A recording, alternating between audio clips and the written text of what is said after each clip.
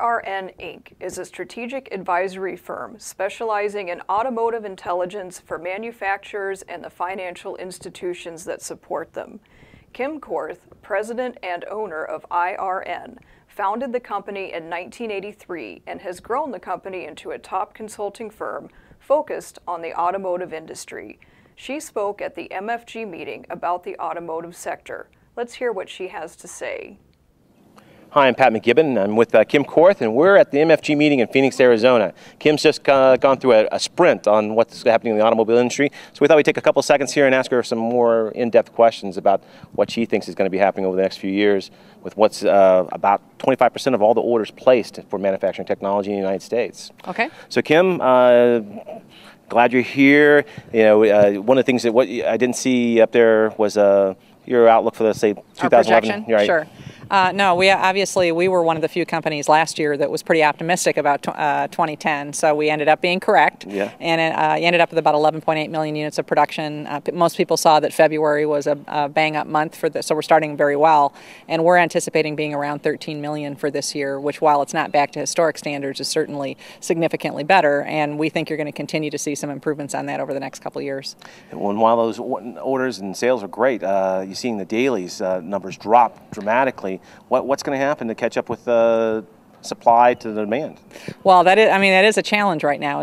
We wouldn't be surprised to continue to see some spot slowdowns or even some plant closures based on unavailability of parts. You may have seen that there was a transmission part that shut down one of the Ford facilities about a week ago. It's just hard for the industry to come back up this quickly, particularly when people were very, very conservative.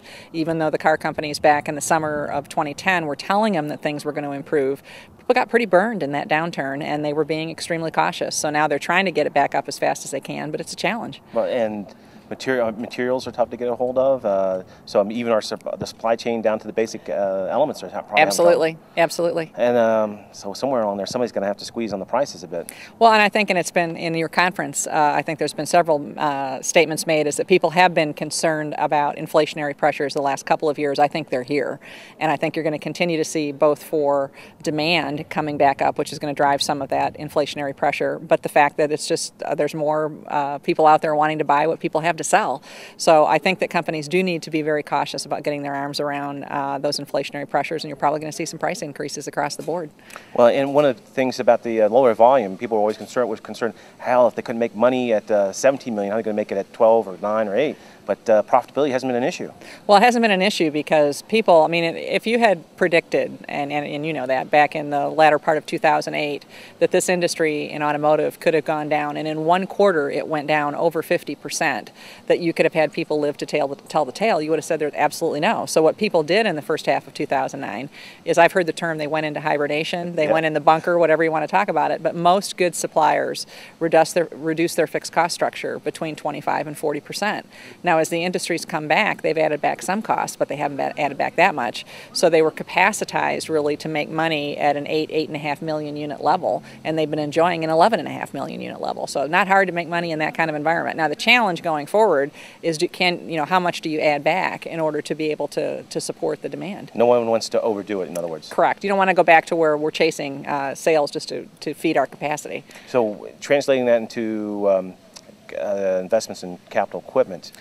Well, and I think we were, as we said last year when we spoke to your conference, is that we felt that you were still probably 6 to 12 months away from beginning to see a big uptick, but I think you're right at the front end of some fairly significant growth in the next 2 to 3 years, because if you look at it, people didn't make capital investments over that, really starting in 2007. So you have 3 years of significantly under invested companies that now are having much greater demand than they thought they were going to have. They have to put capital, in some cases, into older plants. So we think the outlook's pretty rosy. So we get both ends of the wicket, the replacement, recovery, and we'll get some additional capacity as well. Well, I think your industry's due a little bit of positive trifecta of things coming through. We've never led a recovery in our entire history, and here we are at the front of this one. Yeah. 85% growth last year. It's while industrial durables were up about 21%. automobiles right in the middle of those two numbers. It's Right.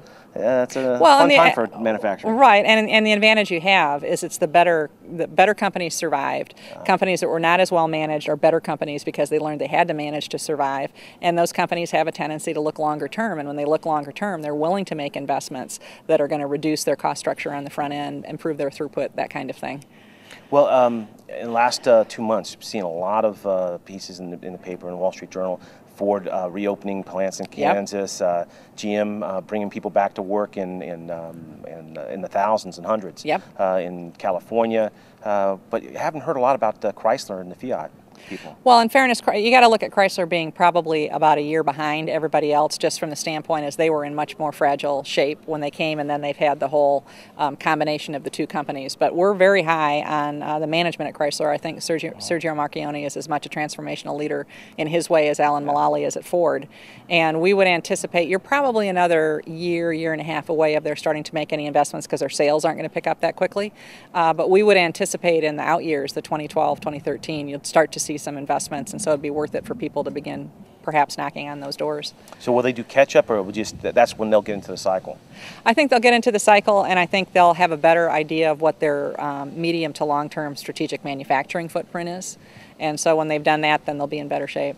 Well, in this morning, when we talked about demand, we had a keynote speaker, Grenbach, who talked about the demographics of the U.S. population, how Generation Y came through and just basically wiped out the need for 9 million vehicles in the soccer mom kind of type era. Right. And, we're moving into the millennials. And what's your perspective on what the impact will be? Well, we've done an analysis of that, and that's where we felt pretty confident saying that at some point you'd see sales go back to quote-unquote normal levels, i.e. in production being back up in the 15, 16 million unit number. And the reason for that is between 2010 and 2020, we're going to add over 20 million people of driving age, and that's all the millennials. So you had the Generation Y or Generation X, how you want to refer to it, was a much smaller and less populous group, which impacted us the last 3 to 4 years. You're now going to see those millennials starting to kick into their teen years, and that will have a very positive effect on demand.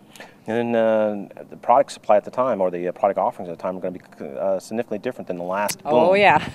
Yeah, well, and that's where the whole mass customization and that generation wanting it their way. So a lot of those vehicles that people our age may look at and go, what the heck is that? And, you know, that looks like a little Tonka car or whatever. You're going to see more and more of that because you're going to see vehicles that they're going to want to personalize both interior and exterior.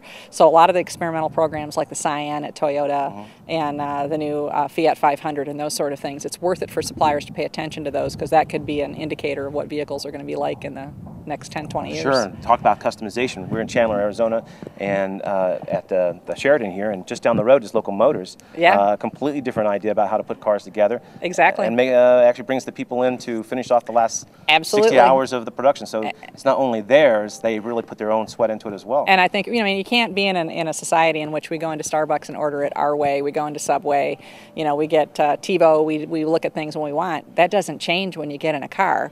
And the faster that the car companies get to where they can offer that personalization, the better off they're going to be. But one of the challenges will be the powertrain is going to be completely different than what we've dealt with over the last 50, 60 years. I'm not so sure. We're more believing that, are there going to be significant changes in powertrain? The answer is yes. Is it likely to be electrics? The answer is no. I think you're going to see significant improvements in traditional combustion engines where they'll be doing start-stop motors, they'll be doing different kinds of things to improve it, but it'll still be a combustion engine, in our opinion. Great. And when you say combustion engine, you're talking about constantly combustion or the hybrid that fuels a electric? We're talking both. I mean, if you look at, we refer to it as engine optimization and then engine downsizing and then hybridization as being three sort of different avenues. So you see a lot of people that have historically done V8s and V6s moving down to turbocharged V4s or V6s. And then on the engine optimization, that's like my start-stop motors, and then you have the hybrids. And I think of the percentages, it'll go from the former to the latter in terms of volume. So the smallest amount will be in hybrids, but it'll still be significant when you think about 16 million units a year. Right. We talked about the investments we've been hearing about Ford and GM has been making in reopening plants and doing some greenfield stuff. We've got the traditional foreign implants like Toyota and Mercedes, Honda, Volkswagen, who've made some announcements about additional investments and bringing more parts suppliers over here because the supply chain's getting rough. Right. There's been talk about maybe some non-traditional investments out of China, out of India. Like a BYD or somebody coming Tata, over. yeah. Right, yeah. right. Any word on Yeah, that? I mean, I think some of that will happen. The thing that people need to remember is that North America is the most competitive car market in the world. Yeah, there's huge growth in China because everybody wants to buy a vehicle. Here you better be pretty good at what you do to get somebody to buy because the number of vehicles chasing the number of buyers is still pretty strong. So I think you'll see some experiments from some, particularly like a BYD out of China. I would not be at all surprised to see Hyundai expand because they've been phenomenally successful. Volkswagen's already said they want to expand. So I think you may see some of those both traditional and non-traditional players begin to look at this market more seriously. Well, and with the investment coming this way, there's always the talk about investment going that direction as well. And I think I read a couple weeks ago about GM's looking at probably in the next 2 or 3 years bringing a car in from China. What traditional car, a special? More than likely, one of the smaller cars to be able to compete from a cost perspective and really become a global program for them. So if you think of it like a Toyota Corolla, now whether long term they would be bringing it in from China, I'm not sure that makes sense long term, but it may be something that makes sense in the short term for the AB segment, which is a much smaller size car. Sort of like what Ford did with the Fiesta. A Fiesta is actually a C.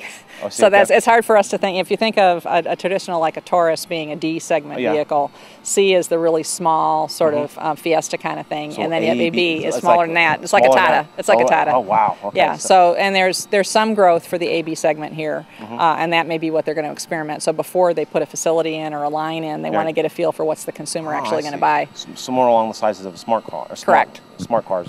We see those around here. Tatas we haven't seen around here. You have to. You see them in India, and you look at them and think, well, they don't meet any of the safety regulations, so you're not going to see them anytime soon. That's true. Okay. Yeah.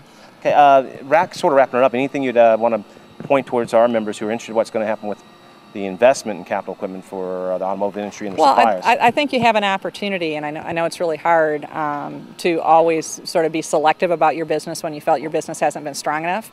But I think you are entering a period where focusing as much on bottom line as on top line, and making sure that the business you're going after is good business and makes sense for you, I think will be very important, because I think there's going to be a lot of business being let, and not all of it's good. Okay, and so smart customer supplier relationships. Right. Well, thank you, Kim, and for joining us here at the MFG in Phoenix, and we appreciate you, and probably we'll see you this middle of October. Probably. And at the Forecasting Global Market Conference in Cleveland. Thank you.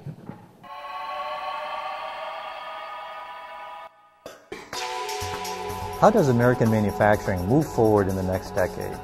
We believe that collaboration and innovation are the keys. How do we achieve this vision? By developing a clear path that we call the manufacturing mandate. Hi, I'm Doug Woods, president of IMT, the Association for Manufacturing Technology, and we're calling for a federal policy of collaboration between government, industry, and academia.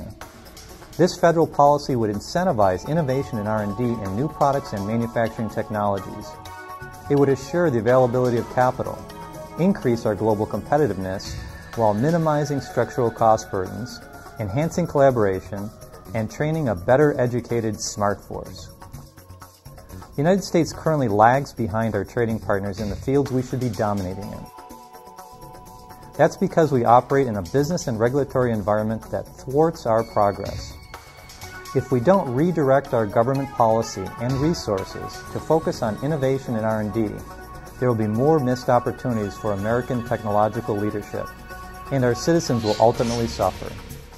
It is possible for government, industry, and our academic communities to work together, utilizing an infrastructure that's already in place to revitalize our manufacturing sector and promote real economic growth. And we're poised to work with them to develop and implement a national manufacturing strategy, what we call the manufacturing mandate, that will reestablish the United States as a worldwide leader in next-generation manufacturing technologies. IMT is urging Congress and the administration to implement policies consistent with the manufacturing mandate and to develop a coherent national manufacturing strategy to help rebuild and strengthen this country's manufacturing sector. Thank you.